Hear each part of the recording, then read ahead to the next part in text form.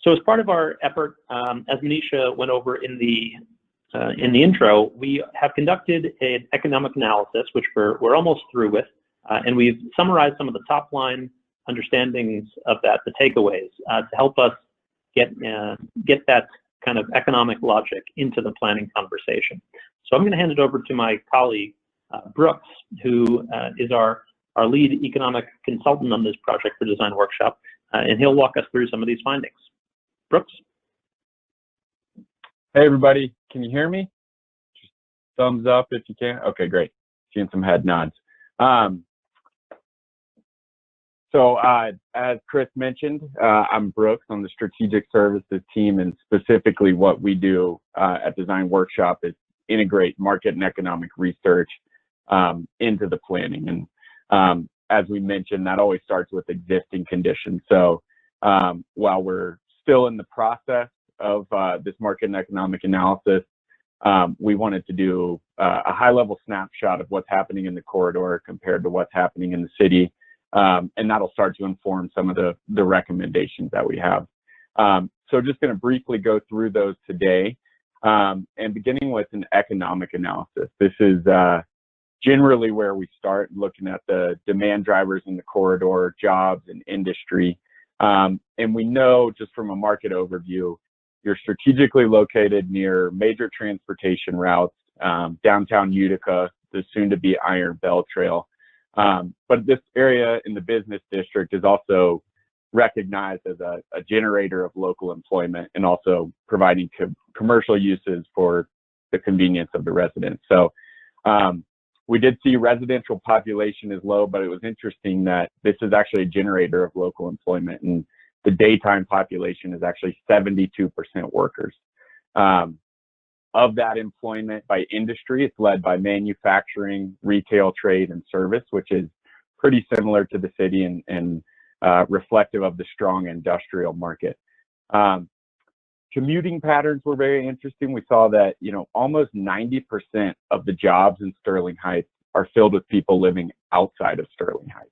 So there is a workforce deficit at play here where you guys are drawing people from outside the city to fill some of the jobs. So, the idea here and the takeaway from this is that non-residential development as well as residential development should focus on uses that cater to the city's workforce, the local workforce, and resident occupation.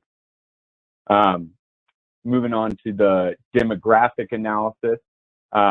This is where we want to look at the people that live here.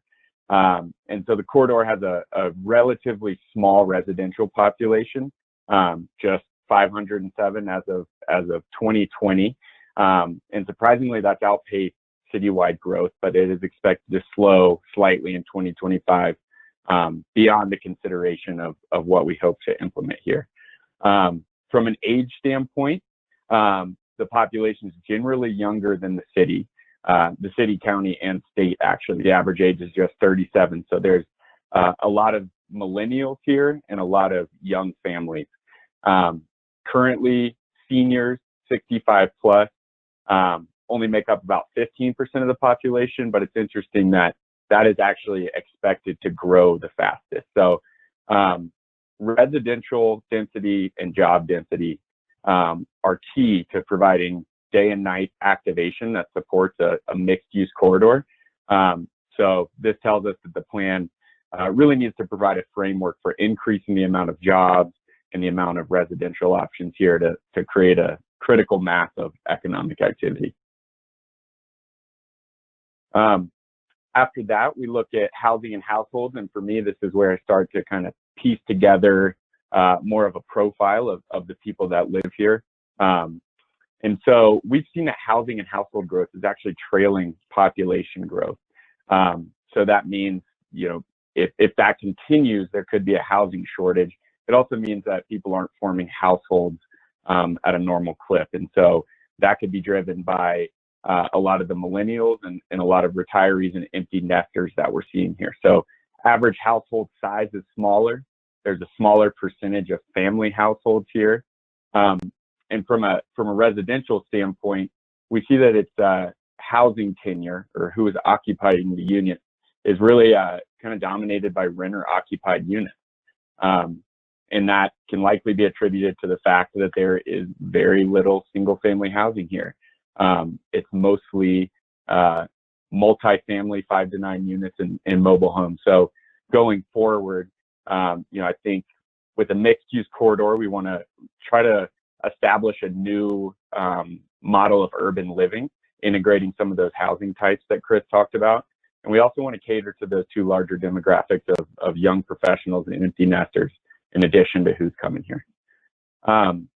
Income and spending, again, this is about the affluency of the residents that live here and what sort of commercial development might support that. So the corridor has a way lower median household income than surrounding areas. It's almost half of the city's median household income.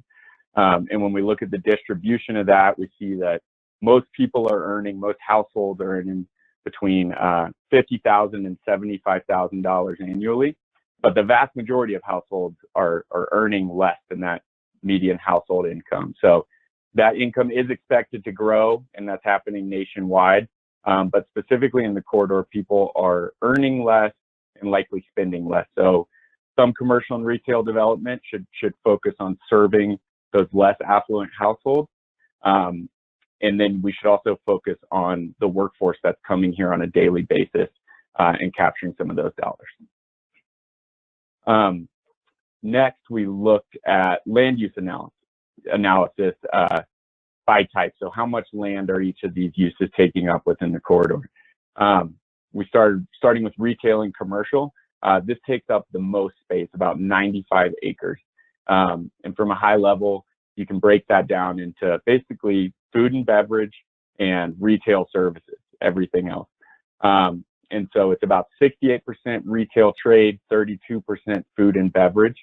But when we dive a little deeper and we start to look at retail leakages and surpluses, and that's a leakage is when people are actually leaving the corridor because they can't get it in the corridor and are going to shop elsewhere in the corridors losing those dollars. And so we're seeing that there's a deficit of some of those residential convenience stores, specialty food stores, home goods, furniture. And as this residential population increases, we'll want to capture some of that.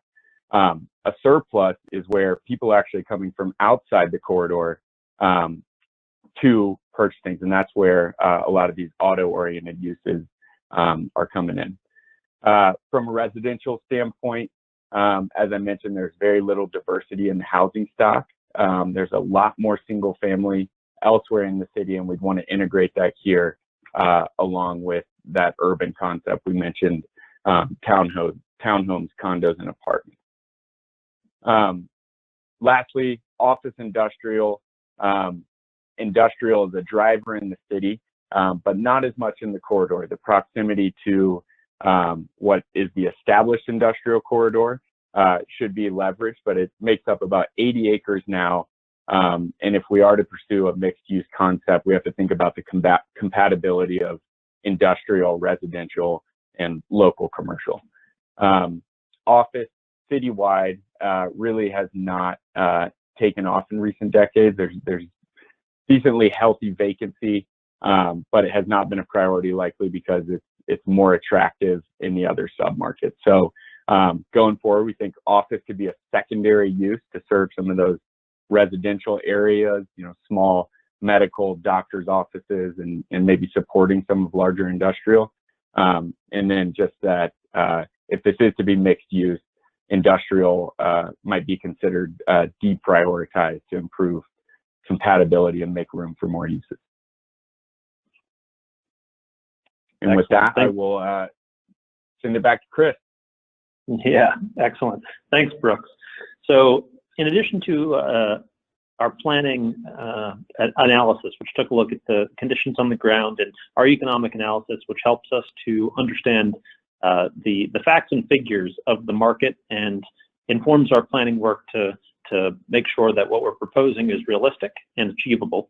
We've also developed a right-of-way and traffic analysis to understand exactly what's going on Van Dyke Avenue today.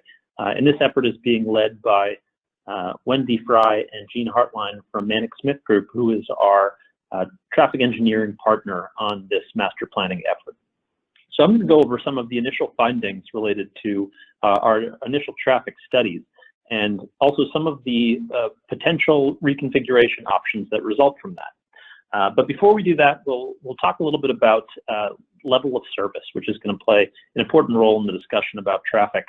So if you've heard level of service before, you know that it's all about the experience of driving on roads. So we take a look at what the road configuration is, how many lanes it has, and we take a look at the traffic levels. And combining those two things, we can judge sort of how open it is, how free-flowing traffic is moving, or how congested it is. And those are rated on a scale of A to F. And typically the traffic engineers will throw these letters at you, but Gene provided us with this handy chart to understand what the real implications are in terms of your experience on the road. Going all the way from A, which is there's no one on the road, I've got free reign on this, can go as fast as I want, hopefully within the speed limit, all the way to F, which is it's so congested that I'm angry and I'm probably going to be late to wherever I'm going. So in terms of traffic levels of service that we really want to stick within that A to D range. And that is going to help us understand the options that we're taking a look at next.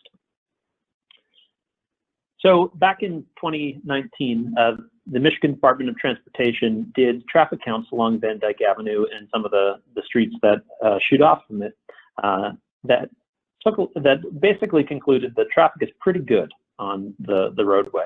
Understanding that Van Dyke Avenue was really built at a time when it was a primary connector that led to the larger region in downtown Detroit before the bypass for M53 came along. It's not quite reaching its capacity in terms of what traffic could do on the road and what it's built to accommodate. So you see at the southern end of the site where the roundabout is, that's where traffic is really the worst along the corridor. That roundabout gets a level E back in 2019. And I should note that the traffic team that we have, Gene and Wendy, have done updated counts at key intersections and found roughly the same level of traffic as that 2019 study. We can get into more detail on those numbers in the question period if you have any questions. So you can see here in the white numbers, those traffic counts, those are average daily traffic counts, and the level of service is in those letters there. So the center of the site is between A and C, which is really good, free-flowing, and the ends at 18.5 Mile and Hall Road are really where you see a little bit of backup that's starting to occur. In addition to the traffic flow, we really want to pay close attention to safety and vehicular safety, particularly as we're aiming to pedestrianize this corridor a little bit more and get it to be a more accommodating street for multiple modes of mobility. We recognize and have found that the intersection at the southern end of the site, that roundabout, is actually quite dangerous from a numbers perspective and has led to a lot of collisions in recent history. These numbers are from 2015 to 2019, just to note. In the middle of the site, certainly no accidents are good, but those numbers are significantly lower, which is good to see. And then you see them start to climb up again at M53. So ultimately what we want to do, M59. Ultimately what we want to do is create a safer environment here, and we can do that by taking a closer look at the right-of-way. So here's a section of Van Dyke Avenue. In the middle, you can see the 5 travel lanes, 2 northbound on the east side, 2 southbound on the west side, and a center turning lane. And this is basically the section throughout the entire 1.3 mile corridor. There's some changes towards the south and at the intersections, but this is more or less what you'll experience on the road. Beyond that, you've got approximately 25-foot planted zones between the travel lanes and the sidewalks, which is a very typical kind of large commercial street condition, very suburban in character, does not create the best pedestrian experience. And as you can see from the diagram here, development is very far set back from the street. In some cases, it's about 100 feet away, the development from the street, and the sidewalk kind of floating in the middle there. So we want to take a look at opportunities to kind of shrink that distance and create a tighter condition that is supportive of many of the goals for this corridor. In addition to the setback from the street being quite large, the crossing distance is also quite large. 110 feet from sidewalk to sidewalk is a very long distance for a pedestrian to walk if they're trying to cross these 5 lanes of traffic. And there's no respite in the middle. Often you'll see with big streets they have a median where someone can kind of stop and pause. This becomes an even more important issue when we're talking about differently abled folks and seniors in particular as well.